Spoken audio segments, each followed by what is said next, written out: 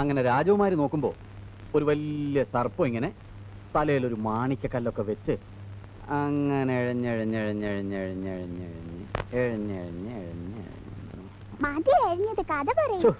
എഴഞ്ഞത് മതിയെങ്കിൽ മതി, കഥ തീർന്നു.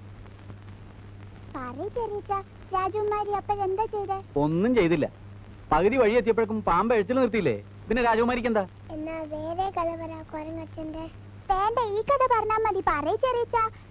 നീ ചെറിയച്ചൻ കിടന്ന് ഉറങ്ങട്ടെ മോളെ. നേരെ എന്തായെന്നറിയോ? കഥ പറയാൻ ഇവള് സമ്മതിക്കണില്ല കേട്ടോ.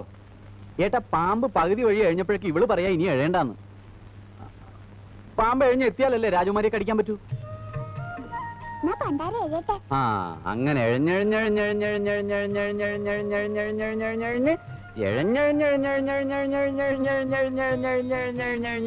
നീ പാമ്പ് എഴിഞ്ഞ് വരട്ടടി. നീ കിടന്നുറങ്ങി വിജയ. പാമ്പളെ കിടക്കാം. ഏട്ടൻ കിടന്നോ, ഇവരെന്റെ കൂടെ കിടന്നോളൂ. അവനെ മൂത്രം ഒഴിപ്പിച്ചിട്ട് കിടത്തണം കേട്ടോ, ഇല്ലെങ്കിൽ അവൻ കിടന്നോളൂ. ഓടാ മുള്ളുവോ? ആ, മുള്ളിയാ നിന്റെ ശുന്നായി ഞാൻ പൊട്ടിക്കും. എന്നാ ഞാൻ കിടന്നോട്ടെ, നാളെ കാലത്ത് ഒഴിവ് ഇറങ്ങണ്ടതാ. ഓ,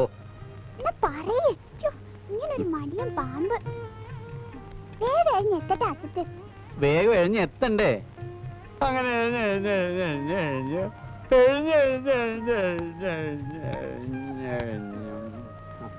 എഴിഞ്ഞ് മോളിങ്ങോടെ എഴിഞ്ഞേ.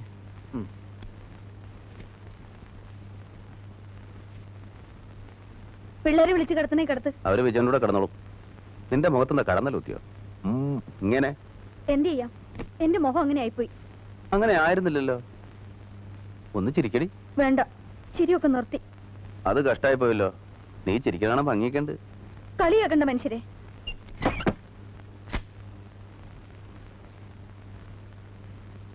ഇവിടെ കിടക്കാൻ സ്ഥലമുണ്ട്. വേണ്ട. എന്നാലും അങ്ങനെയല്ലല്ലോ. ഞാൻ എന്തെങ്കിലും ചുണ്ടി പറഞ്ഞോന്ന് വെച്ച് നീ ഇങ്ങനെ പിണങ്ങിയാൽ എങ്ങനെയാ? നീ ക്ഷമിച്ചില്ല പിന്നെ ആരാടി എന്നോട് ക്ഷമിക്കുക? എനിക്കറിയാം, ഞാൻ വേണ്ടതിനും വേണ്ടാത്തിനും ഒക്കെ നിന്നെ ചീത്ത പറയുന്നുണ്ട്. ഒന്ന് ഉള്ളി തട്ടി പറയണതല്ലേ. എന്ത് ചെയ്യാൻ, ഞാനിങ്ങനെ ഒരു മുരപ്പനായിപ്പോയി. നിനക്ക് വിഷമമെങ്കിൽ ഞാൻ വേണമെങ്കിൽ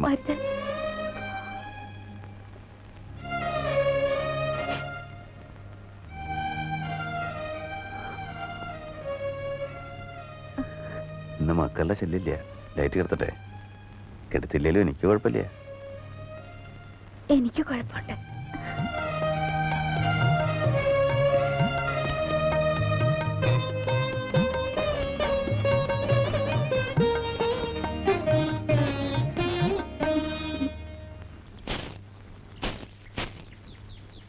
ഇവറ്റോടൊക്കെ അധ്വാനിച്ചു കൊടുക്കണം. എന്നെ വേണം അടിക്കാൻ. കുഞ്ഞമ്മാ എന്തിയമ്മേ?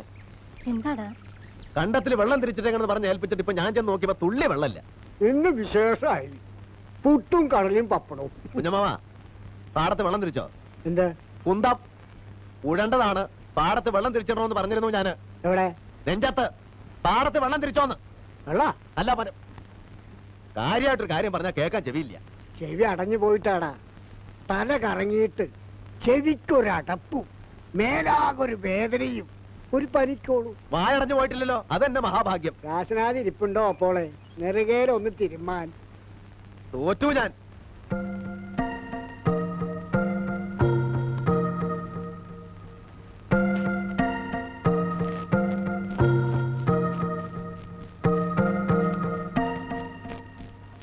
എന്തിനാടാ ആ പാവത്തിനെ ഇങ്ങനെ ചീത്ത പറയണേ? പകയിലാണെങ്കിലും അമ്മാവൻ തന്നെയല്ലേ. ചെറുപ്പത്തിലേ അവൻ ഇങ്ങനെയാ, മേലനങ്ങില്ല. അവനും അതെ, അവന്റെ അച്ഛനും അതെ. അതുകൊണ്ടല്ലേ മുടിഞ്ഞു പോയത്. കെട്ടിയ പെണ്ണു മേലെ ഇട്ടിട്ട് പോയില്ലേ?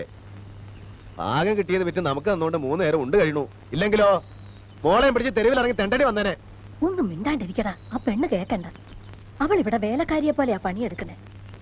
അതാലോചിച്ചിട്ടാ ഞാനൊന്നും പറയാത്തെ. വേണ്ട വേണ്ടാന്ന് വെച്ചാലും ഇന്ന പ്രാന്ത് പിടിപ്പിച്ച് ഓരോന്ന് പറയിപ്പിക്കും. തട്ടി വീഴരുത്. കണ്ണുണ്ണി, നിന്നെ ചെറിയച്ഛൻ പാടത്തേക്ക് അറിയട്ടെ? അച്ഛൻ അവിടെ.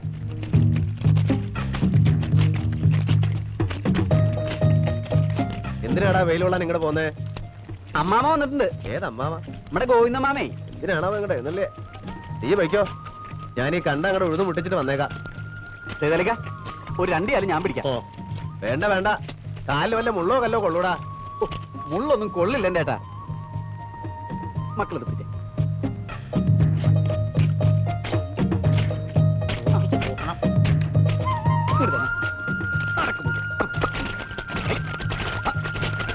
ഓടിയേ, നടക്കാനല്ലേ പറഞ്ഞോളൂ. നിക്കൂ. പറഞ്ഞാലും കേൾക്കില്ല.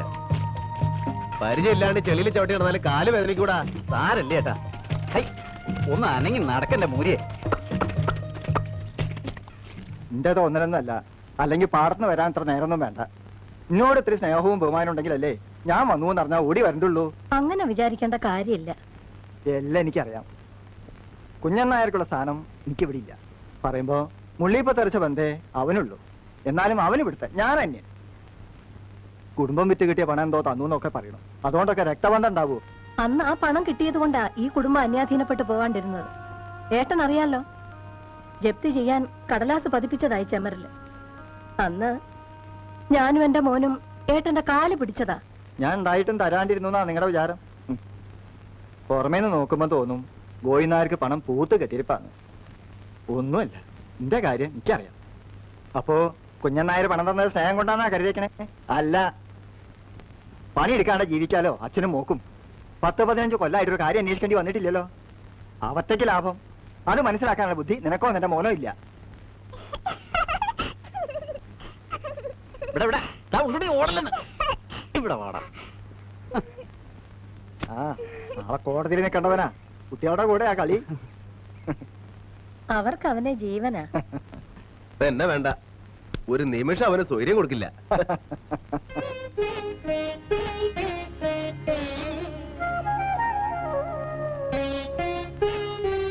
നല്ലേ, കഞ്ഞിവെള്ളായും കുറച്ചും കൂടെ എടുത്തോളൂ. വല്യമാമ ഇങ്ങടായിട്ട് വന്നതാണോ അതോ വേറെ വല്ലടിക്കും പോണ വഴിക്കോ?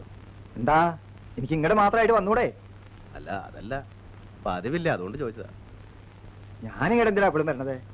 നിങ്ങളാരും അങ്ങോട്ട് വരണില്ല, പിന്നെ ഞാനായിട്ട് എന്തിനാ വരണേ? എനിക്ക് ഇവിടെ നിന്ന് തിരിയാൻ നേരില്ലേ. ഇവർക്കും സുതയ്ക്കും വിജയനും വന്നാൽ എന്താ? കുടുംബത്തും കാര്യങ്ങളില്ലേ ഏട്ടാ? അതിന് മാനതില്ലേ? പിന്നെ അടുക്കള പണിക്കാണെങ്കിൽ കുഞ്ഞനാരുടെ മോളുണ്ടല്ലോ.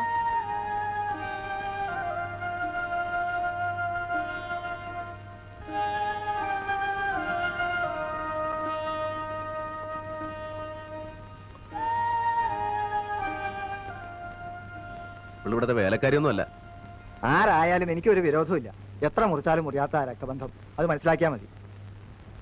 വിജയം പഠിപ്പ് കഴിഞ്ഞ് വന്നു എന്നറിഞ്ഞു മുതലേ വരണം എന്റെ ഉള്ളിൽ തോന്നിയത് ആ രക്തബന്ധത്തിന്റെ ശക്തിയാ. പഠിപ്പ് കഴിയണതിന് മുമ്പ് ഉണ്ടായിരുന്നല്ലോ വിജയനും രാഘവനും രക്തബന്ധവും അല്ലേ? കുഴിച്ചിട്ടതൊന്നും മാന്തി നോക്കാനല്ല ഞാൻ വന്നത്. അവിടെ വീട്ടിലെ രാജീവനൊരു ആലോചന വന്നിട്ടുണ്ട്. ആലത്തൂര് മാണിക്കോത്തുന്ന സ്ഥല കുടുംബ, വേണ്ട സ്വത്തുണ്ട്. പെൺകുട്ടിയും കാഴ്ചക്ക് തിരക്കേടില്ല. കുട്ടിയുടെ ആങ്ങളെ ഒരാളെ ഇയമീര, നല്ല നിലയാ. നമ്മുടെ പ്രിയയെ അയാൾക്കൊന്നും നോക്കാന്നാ പറയണേ. മാറ്റ കല്യാണേ രാജീവന്റെയും പ്രിയയുടെയും കാര്യങ്ങളെ ഒരുമിച്ച് കഴിയൂലോ. ഓഹോ, നിശ്ചയിച്ചോ? നിശ്ചയിച്ചില്ല, അങ്ങനെ ഒരു ആലോചന വന്നിട്ടേ ഉള്ളൂ. ഞാൻ ആലോചിച്ചപ്പോ ഇവിടെ ഉണ്ടല്ലോ കല്യാണപ്രായമായ രണ്ടാളെ, സുധയും വിജയനും പ്രിയയും തമ്മില് നല്ല ചർച്ചയും തോന്നി. പുറത്തുനിന്നൊരു ബന്ധത്തിലും നല്ലതല്ലേ നമ്മുടെ കുടുംബം തന്നെ ഉണ്ടാവണത്. എന്താ നിന്റെ അഭിപ്രായം? മാറ്റക്കല്യാണം എനിക്ക് വലിയ താല്പര്യമില്ല. മാറ്റക്കല്യാണം വരുന്ന എനിക്കും നിർബന്ധമൊന്നുമില്ല. വിജയനും പ്രിയയും തമ്മില് നല്ല പൊരുത്ത. ജാതകവും ഞാൻ നോക്കി. ഓ, ജാതകവും നോക്കിയോ? പിന്നെ ഒരു ആലോചന ഉണ്ടാവുമ്പോ അത് നോക്കാണ്ട് പറ്റുമോ? നമ്മുടെ കുടുംബങ്ങൾ തമ്മില് അറ്റുപോയ കണ്ണി വിളക്കി ചെറുക്കും ചെയ്യാലോ. അതിനിപ്പോ ഒരു കല്യാണം തന്നെ വേണമെന്നില്ലല്ലോ വല്യമാമേ. ആലത്തൂര് മാണിക്കോത്തുകാര് കുടുംബക്കാരും പണക്കാരുമാ, അത് നടക്കട്ടെ. അവനോന് ചേർന്ന ബന്ധാ നല്ലത്. മേലേടത്ത് അച്ഛനാര് ചേറ്റയാ, മക്കളും അതെ. അഹങ്കാരം. ഇത്തിരി അഹങ്കാരം ഉണ്ടമ്മാമേ. എന്റെ അച്ഛൻ കേസ് നടത്തി തൊലഞ്ഞ കുടുംബം ഇത്. മരിക്കുമ്പോ പുല്ലും പടയഞ്ചയും കയറിക്കിടന്ന കുറെ ഭൂമിയും മൂക്കോളം കടവും പൊട്ടിപ്പൊളിഞ്ഞ ഈ വീട് മാത്രമേ ഉണ്ടായിരുന്നുള്ളൂ. ഈ തള്ളയും ഞങ്ങൾ 4 മക്കളും ഒരു നേരം നിറച്ചുണ്ണാനില്ലാണ്ട് കഴിഞ്ഞ കാലം ഉണ്ടായിട്ടുണ്ട്. അന്നൊന്നും രക്തബന്ധുക്കൾ ആരെയും ഞാൻ കണ്ടിട്ടില്ല. അവിടെ നീ കാണുന്നതൊക്കെ ഉണ്ടാക്കിയത് ഞാൻ തന്നെയാ. ഇന്റെ ചോര നീരുമായി കാണുന്നതൊക്കെ ആ അഹങ്കാരം ഉണ്ട്, സത്യ.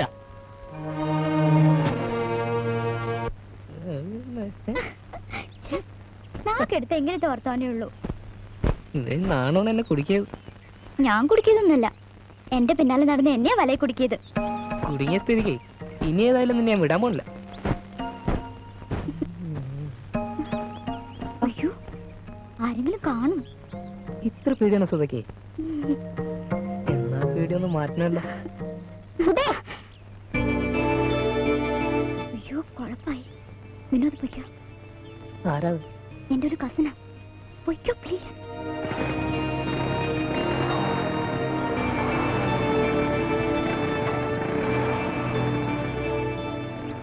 നീ ആരോടെ സംസാരിച്ചോണ്ട് നിന്നത്?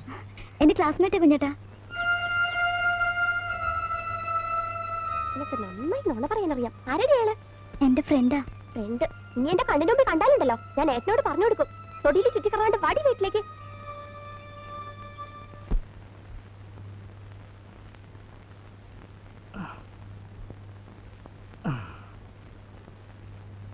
എടി അമ്പികേ, ഈ മുണ്ടെന്നെടുത്ത് കുത്തിത്താടി. ഈ നാടകത്തിന്റെ ഒന്നും ആവശ്യമില്ല. നീ ഒന്ന് കുത്തിത്താടി. എന്റെ അപ്പോ.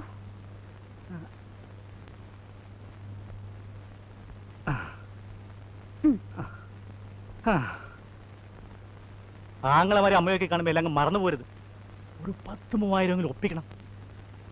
നിങ്ങൾക്ക് അങ്ങോട്ട് വാ തുറന്ന് ചോദിച്ചൂടെ? നിന്നെ പോലൊരു മണ്ടി. എടി, ഞാൻ ഒന്നും രണ്ടും പറഞ്ഞ് മുഴിഞ്ഞാ പിന്നെ അത് മുഴിച്ചില്ല. പിന്നെ ഈ മുറ്റത്ത് കയറാൻ പറ്റില്ല. നീ മുഴിഞ്ഞാലും പിടങ്ങിയാലും കുഴപ്പമില്ല, നിന്റെ വീടാ. അവകാശവും തന്നിട്ടില്ലല്ലോ.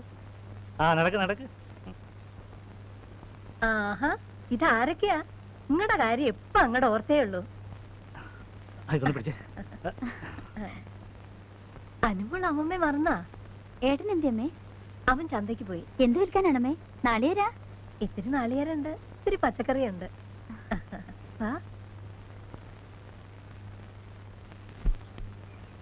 ശ്രീകുട്ടിയെ, ഇതാരാ വന്നിരിക്കണേന്ന് നോക്കിയേ. ദിവാകരനിപ്പോ ജോലിക്ക് പോണ്ടല്ലോ ഇല്ലേ? ഒരാഴ്ച പോയാ ഒരാഴ്ച ലീവാ. ആരോഗ്യം അങ്ങോട്ട് ശരിയായിട്ടില്ല. കിട്ടുന്നത് മരുന്നിനേ ഉള്ളു എന്റെ അമ്മേ. ഇതൊക്കെ എന്തിനാണ് അമ്മയോട് പറയുന്നത്? ഇതായി മനുഷ്യന്റെ സ്വഭാവം. നമ്മുടെ വിഷമം എന്റെ ഏട്ടനോടും അമ്മയോടും അല്ലാണ്ട് ഞാൻ ആരോടാ പറയാ? അതിലൊരു മാനക്കേടും ഇല്ല. ഏടത്തെയും സുധയും എന്തേ അമ്മേ? അപ്പുറത്തുണ്ട്. വാ മോളെ. വന്ന കാലം നിക്കണ്ട, ഇരിക്കൂ ദിവാര. ഓ, ഇരുന്നോളാം.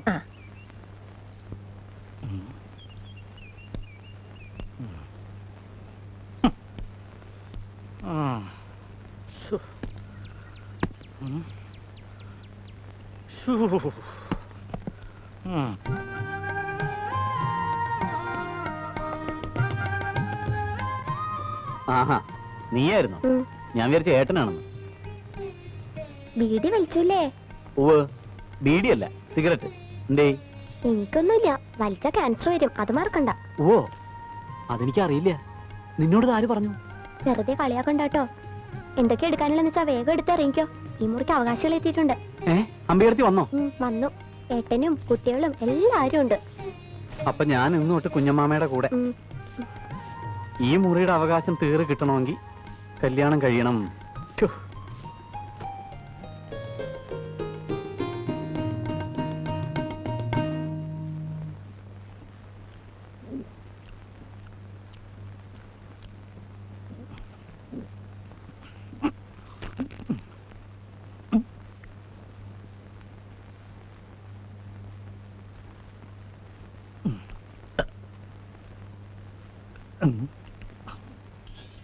ചോറിത്രയുള്ളൂ? തികഞ്ഞില്ലേ? അസമയത്ത് അവരടുത്ത് വന്നു കയറിയെന്ന ഒരു വിചാരമില്ല. നമുക്കില്ലെങ്കിലും സാരിയില്ല. ഏട്ടൻ വരുമ്പോ ഊണ് കൊടുക്കണ്ടേ? സാരമില്ല, നമുക്ക് ഇത്തിരി അരിയിടാം. കൊണ്ടോയ്ക്കോ.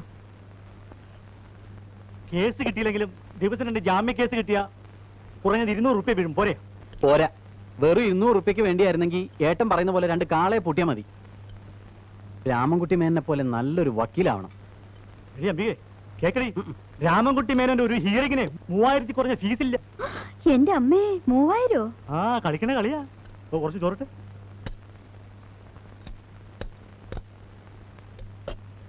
ഞാൻ എണീക്കണു, എന്റെ കൈ ഉണങ്ങി. എണീറ്റു എണീറ്റു.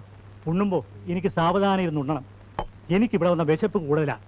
അതിപ്പോ എവിടെ ചെന്നാലും കുറവൊന്നുമില്ല. കഴിഞ്ഞ കൊല്ലം പനയൂർ ചെറിയച്ഛന്റെ മോളുടെ കല്യാണത്തിന് 2ാം മന്തി തുടങ്ങിയിട്ടും ദിവാരായിട്ടിരുന്ന് തട്ട് തന്നെ. അവിടെ പിള്ളേര് കളിയാക്കി പറയണ കേട്ടപ്പോ എന്റെ തോലുരിഞ്ഞു പോയി. ഒന്നും മിണ്ടാതിരിക്കടി. കുഞ്ഞമ്മായി അന്ന് നമ്മളൊരു പേരിട്ടില്ലേ ടീച്ചറപ്പായി. അതിന് ഇത്ര കളിയാക്കി ചിരിക്കാൻ എന്താ ഉള്ളേ? ഓടി അവിടുന്ന്. വയസ്സിന് മൂത്താരോടാ കളി പറയണേ.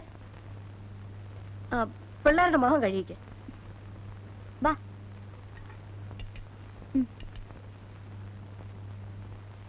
മതി തിന്നത്. ഏയ്, അവളൊരു പൊട്ടത്തരം പറഞ്ഞതാടി. അതിന് നീ ദേഷ്യപ്പെടുകയൊന്നും വേണ്ട. ഊണ് കഴിക്കുന്നത് അവരവരുടെ തൃപ്തിക്ക് കഴിക്കണം. ദിവാകരന് ഇഷ്ടം പോലെ കഴിക്കും. എന്നാ പിന്നെ ഞാനും ഒന്ന് കൈ കഴുകിയിട്ട് വരാം.